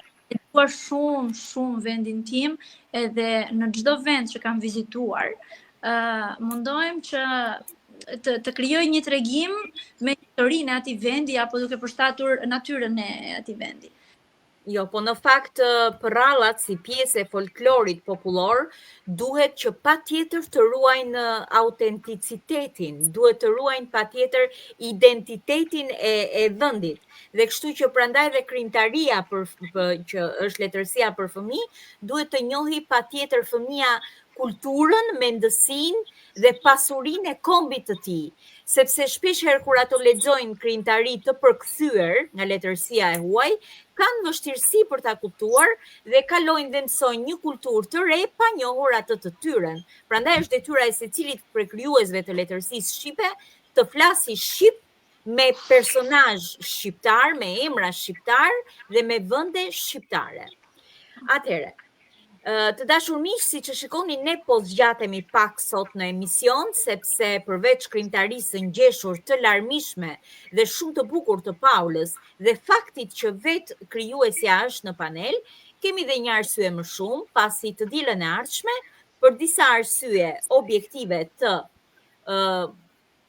moderatores apo të asaj e cila bën të mundur funksionimin e këtij emisioni Almës, nuk jemi të mundur ta zhvillojmë të dielën e ardhshme. Prandaj do t'i japim dëgjuesve kënaqësinë që këtë emision sot ta zgjasim edhe pak, në mënyrë që të mbulojmë pak mungesën e të dielës së ardhshme, cilës do t'ju mungojmë, por ama edhe do t'na mungoni. Dhe unë kërkoj ndjes. Po, Alma. Unë kërkoj ndjes që javën që vjen, ky emision do të mungoj për ju. Po jo më shpirt se njëri gjallë, ke dhe ty do ato probleme, dëshira, gjëra për të bërë, s'ka lidhje të na poshtë ndjes. Ne do na mungosh vërtet se ne na është bërë si kështu vetë ora dita jemi në radio. Atëherë, Alma, nëse ke dëshirë të sjellësh diçka nga krijimtaria e Paulës, ndërkohë do sjell dy video të vogla të shkurtra, pastaj me kënaqësi do lexoj unë diçka. Pastaj duhet të lexojmë pak dhe mesazhet se mos i spostohen Sindit. Okej. Çfarë të preferoni juve? Doni të lexoj mesazhet një herë? Sindi, është Sindi në panel? Do ishte mesazhet, pak. Po, është Sindi në panel? Duke ja sjell në po. Sindi? Po. Sindi, zemër, do i lexosh mesazhet me zërin e fëmijëve, vinë edhe më të ngrohta. Po, kemi disa mesazhe. Etleva Rafa, mirëmbrëma e urime për emisionin tuaj. Një përshëndetje të gjithë të ftuarve. Mirëmbrëma dhe faleminderit që po na ndjek. Akim Zeka, urime dhe suksese për emisionin me vlera artistike, që dhuroni për fëmijët të cilët janë ardhmëria e ndritur jetësore e kombit shqiptar. Përshëndetje për fjalët e bukura, faleminderit. Esmeralda Përleka, mami em, mirëmbrëma artiste, urime për emisionin, mirëmbrëma dhe faleminderit. Mësuese Bona Abazi, mirëmbrëma të nderuara amikët e mira dhe zë ëmbla, ju uroj suksese në emisionin e sotëm juve mike, Alma, Mimoza, Suzana, Shqiponia, Alketa, Elizabeta, Teuta dhe fëmijëve të talentuar Sindi Kesi. Por në veçanti, i uroj suksese dhe urime poetës së ftuarës, Paulas, po ju ndjek. Mirëmbrëma mësuese Bona dhe faleminderit për fjalët e ëmbla. Zana Alka, mirëmbrëma, urime për emisionin, mirëmbrëma dhe faleminderit. Ivlie Xhemali, urime Paula dhe ju të gjitha zonja dhe bashk ju, ato bashkërtistat e vegjël në emisionin tuaj. Mirëmbrëma dhe urime, faleminderit që po na ndjek. Leonora Canja, urime, shumë bukur, mirëmbrëma dhe faleminderit që po na ndjek. Abe Perl, urime të ftuarës sot. Urime për emisionin që mbush zemrat e shikuesve me interes dhe plot emocione për krijimtarinë artistike. Mirëmbrëma dhe shikim të këndshëm. Elsa Priti, suksese, faleminderit. Fatime Butho, urime dhe suksese. Faleminderit që po na shikon. Hajder Akos, ju uroj ty dhe shokut tënd suksese. Faleminderit. Denata Cipi Troce, mirëmbrëma dhe urime, drejtues dhe të ftuar, mirëmbrëma dhe të uroj një shikim të këndshëm. Mimoza Eliona Osmani, ju përshëndes. Përzemërsisht, urime dhe suksese për emisionin javor të suksesshëm. Urime stafit tuajt. Mozushe, u të dëgjoj me kënaqësi. Përshëndetje Shqiponia Panajoti, shumë bukur. Përshëndetje të përzemërta dhe nga ne dhe dëgjim të këndshëm. E drejt shtylla. Urimet më të përzemërta e suksese për këtë emision kaq me vlerë, mikët e mia të mira, Margi, Alma, Moza dhe Ponja. Faleminderit. Faleminderit Cindy dhe vijojmë tek Alma e cila kishte për të shfaqur 2 video më duket. Përshëndetse Alma. Ju lutem para se Alma të fillojë, më duhet të largohem. Do ju përshëndes dhe do t'ju them një vazhdim të këndshëm. Dhe miru takofshim. Ndoshta jo të tjerë që vjen, po. Ishe me ne. Kalofshi një mbrëmje të këndshme. Faleminderit.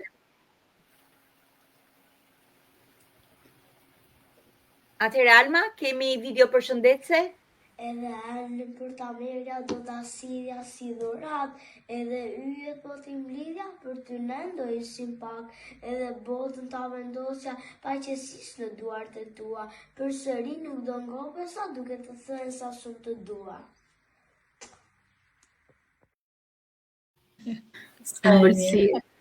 Kjo është perla me siguri. Po. Pranvera. Erdhi pranvera e veshur me freski, të ftoi në moriera, e çoi tek dimri i ri. Lulet vallëzone të etëra për diell, me syrin si shqiponje drejtëra në qiell. Ja dhe pemet veshur me të bardhë, në sythat e tyre jetojnë frillzat e artë. Zërat e fëmijëve këndojnë me harmoni, kur orat bënë gati kthehen në shtëpi. Miru pafshim.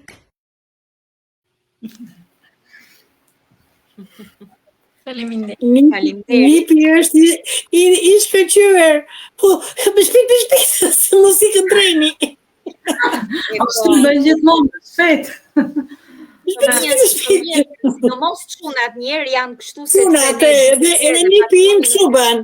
Futbollin, me siguri atë e pretora e futbollit edhe Po jo edhe nipi im ka festën e abitares nesër dhe po më tregonte, po më fliste për poezinë që do recitonte. Nëna kam një poezi po s'është ëndja. Po më thuaj thash. Po a thash me frym i thash me frym. Po prit me ta mbaroj tha. Nuk e di nëse Alma ka diçka për të thënë, po do doja shumë të lexoja një tregim. Pa diskutim. Po, është pak i gjatë, do keni pak durim. Se lexoj kështu me zet lartun që ta keni vëmendje këtu tek unë. Mund të? Sa gjë me aty jemi. Okej. Atë natë në kanionin e Nivicës.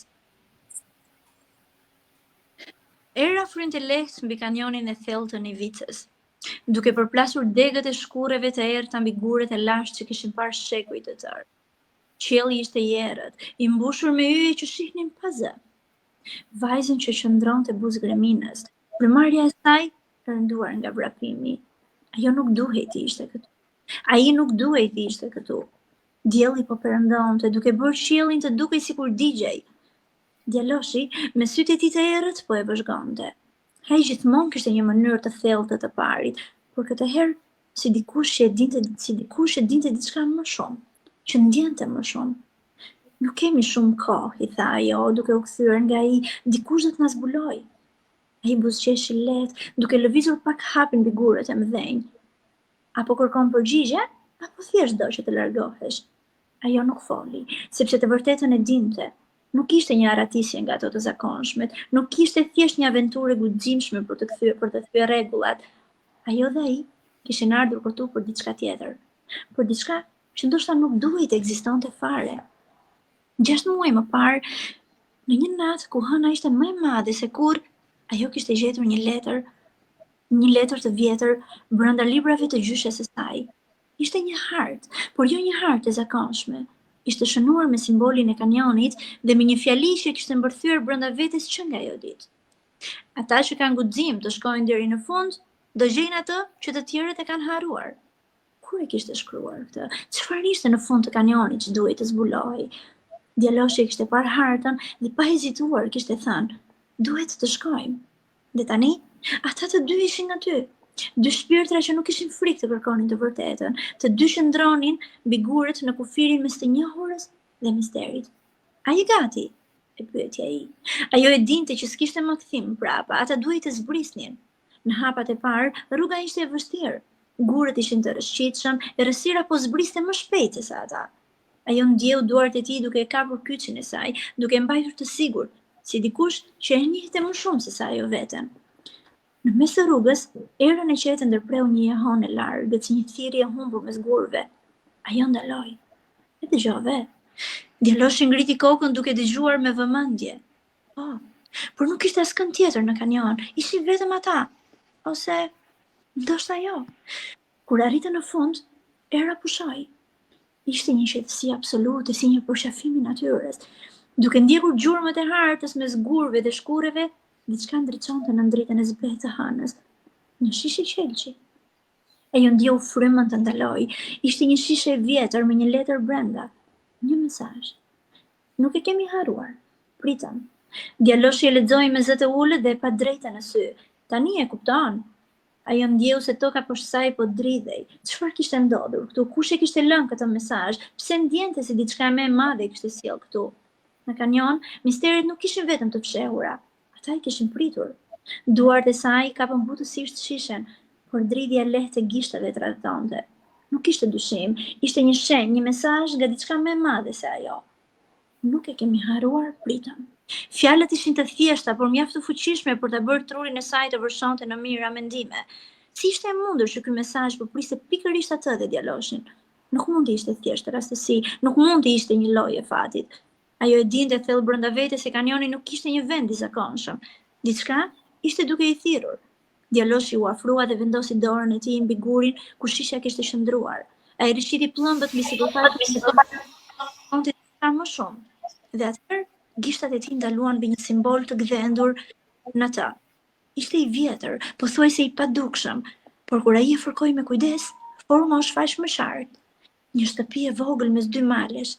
Ajo u afrua, sytë e saj të zmadhuar nga hutimi. Kjo? Djaloshi nuk foli, por vendosi të prek gdhendjen me kujdes. Kjo është shtëpia e gjyshes tënde, apo jo? Pyeti duke parë drejtën në sy.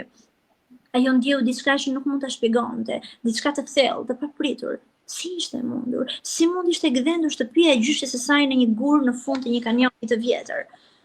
Kur nata filloi të mbështjellë këtë të fundit, ajo dhe ai shndruan pranë njëri tjetrit të dy në heshtje, duke vëzhguar gurët, hijet, misteret që fshiheshin aty.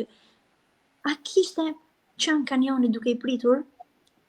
Kur ajo preku shishen e qelçit edhe një herë ndjeu si t'ishte prekur vetë nga diçka që nuk mund ta shpjegonte.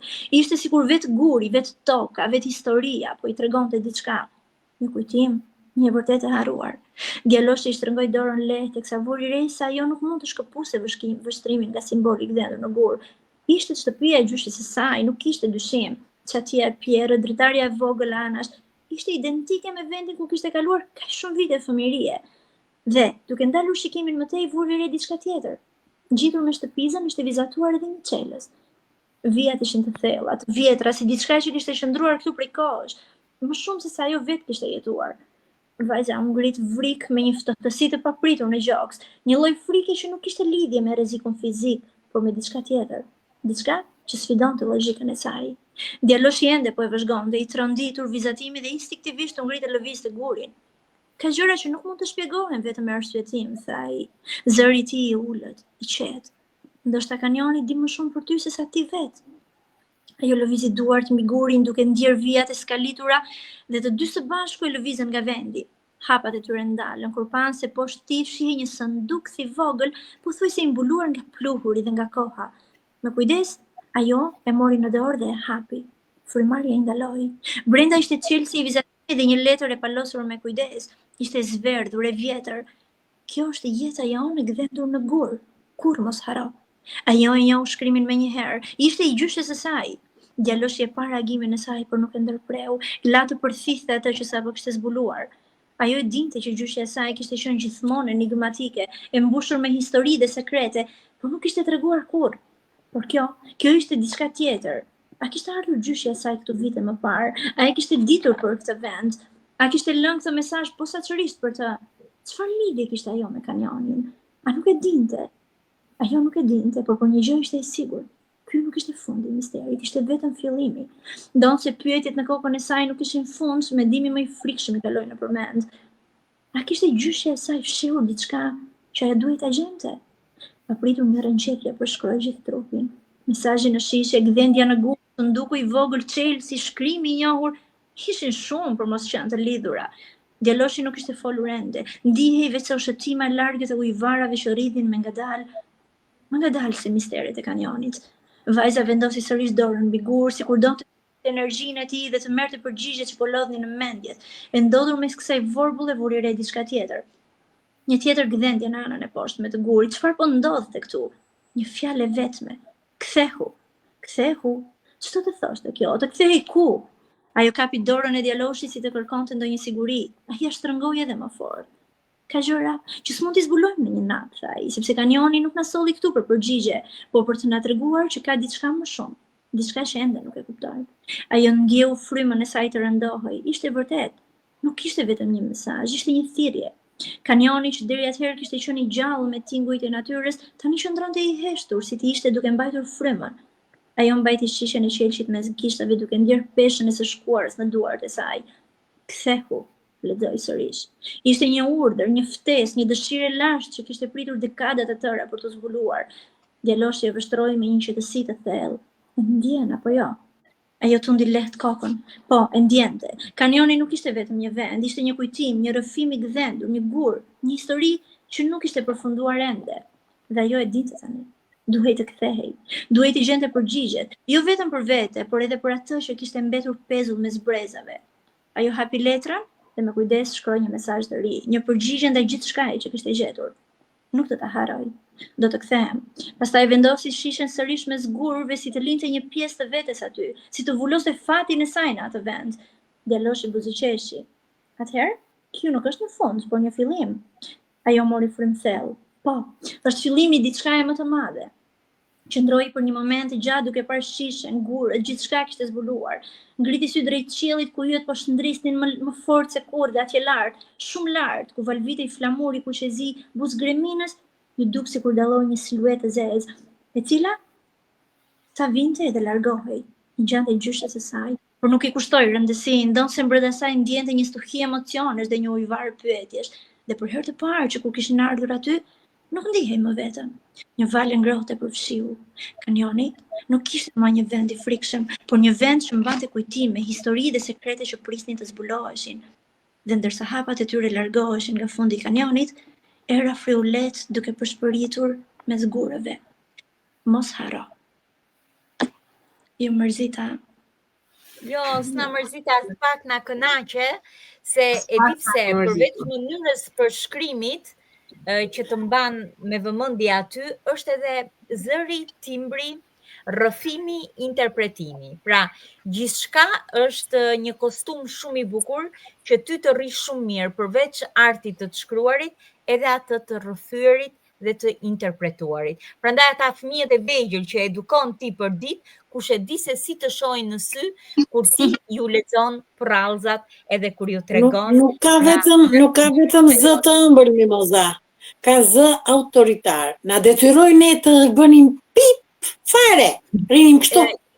Përveç asaj, ka mënyrën e rrëfimit shumë intrigues edhe shumë tërheqës, sepse duke po prandaj tash autoriteti që i jep leximit, ajo është e bën të larmishme duke luajtur me kordat zanore.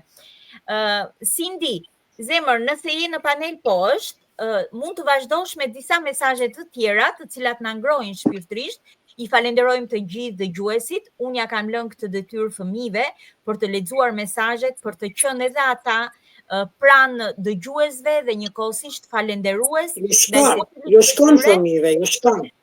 Patjetër, por falenderues për të gjithë dëgjuesit të cilët në këtë orë të pasdites na kanë dedikuar mjaftueshëm kohë, madje më shumë kohë se të diellat e zakonshme. Falenderues për secilin prej tyre dhe Cindy, mund të vazhdosh aty ku mbetëm tek Mimoza Eliona Osmani. Tek Bujar Sinani, i cili thot urime dhe suksese. Faleminderit. Evi Eni, Mimoza Hoxha Agastra, Alma Mehmeti, suksese në investimin më të bukur. Asaj të mbani pranë fëmijët, pranë fjalës suaj të bukur dhe përrallave dhe poezive. Më duket ky emision si ato emisionet në RTSH, ku e diela në orën 10 na ftonte të shihnim emisionin e fëmijëve, i vetmi që prisnim me padurim, dhe i vetmi ky emision që ne ju presim me padurim. Suksese artiste! Përshëndetje dhe Faleminderit. Cindy, më fal të ndërhyj vetëm një moment. Evjeni nuk është për herë të parë në emisionin ton, është për të disatën herë dhe madje shpesh herë ka ardhur jo vetëm në formën e mesazheve, por edhe në formën e videove përshëndetse. Unë do të doja ta ftoja publikisht që ajo të bëhet pjesë përshëndetse e emisioneve tona përmes videove të saj, por jo vetëm, por edhe pjesë e panelit me leximin e shumë prallave të saj që ajo kërkon t'i sjellë për përshëndetje për dëgjuesit tanë. Mund të bëhet pjesë e emisionit, jo vetëm sot, por sa herë që ajo dëshiron të ndihet fëmijë. E përshëndesim dhe e falenderojmë gjithashtu. Dhe mesazhi i radhës Hajdar Akus që na përshëndet dhe na dërgon disa okej në formën e vazhdimësisë. Niko Prifti, urime, shumë suksese programit tuaj, respekte, krijuese dhe artiste. Faleminderit të gjithë miqve, faleminderit të gjithë përshëndetësve, të komentuesve, fëmijëve që po na ndjekin, por jam shumë e bindur që sot kanë qenë dhe shumë të rritur, sepse i shoh nga mesazhet të cilët na kanë dedikuar. Atëherë nuk e di Alma, kemi të tjera materiale në dispozicion për të ekspozuar? Në fakt kishme edhe shumë vjersha. S'ka gjë. Në fakt neve u munduam të ishim pak të larmishme te krijimtaria e Paulës, sollën porralla, spontanitet, poezi. Nëse Marga ka diçka tjetër, Marga ke ndonjë mesazh? Patjetër, vjersha kam akoma, po gjatë gjithë emisionit që po dëgjoja të gjitha poezitë dhe tregimet e Paulës, unë shkruajta diçka mbi të gjitha këto dhe kuptova se krijimtaria e Paula Muçedemi vjen në ngrohtë imagjinative dhe edukative, e cila shfaq një ndjeshmëri të veçantë ndaj natyrës, historisë dhe përvojave të fëmijërisë. Paula vjen me një gjuhë të thjeshtë, e qartë, shumë e përshtatshme për fëmijët. Shprehjet janë të kuptueshme, pa qenë të varfëra. Kjo është një cilësi shumë e mirë në letërsinë për fëmijë. Rima dhe ritmi janë të qëndrueshme, çka e bën poezinë të këndshme për të lexuar me zë të lartë apo për të mësuar përmendje, sidomos për fëmijët e moshës parashkollore ose fillore. Ka një prani të fortë të figurave të natyrës dhe elementeve simbolike, që ndihmojnë fëmijët të ndërtojnë imazhe vizuale dhe ndjesi poetike. Më erdhi ndjeshëm ky reflektim gjatë gjithë krijimtarisë për fëmijë që po dëgjoja dhe po e shkruaja nga pak. Në fakt kjo është një analizë që ti bën dhe unë të falenderoj shumë dhe kjo është Marga punëtore, ajo Marga që unë prezantova që në fillim, që kur ajo është duke heshtur, është duke krijuar dhe nuk është duke vegjetuar, por është duke riprodhuar diçka në mendjen e saj.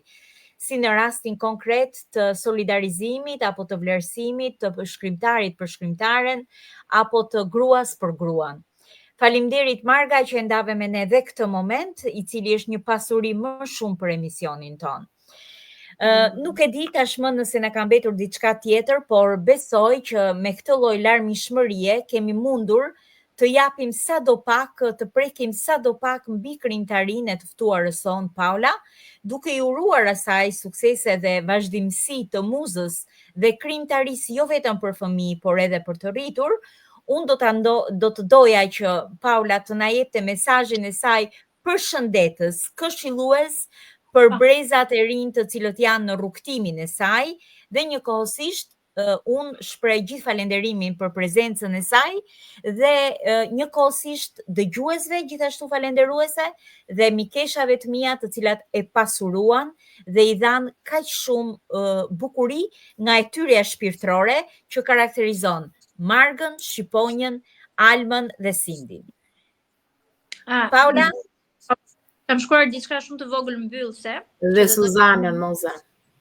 edhe Suzanën patjetër, dhe Mimoza Aidhonin dhe të gjithë të utën, të gjithë vajzat dhe zonjat që i bashkojnë.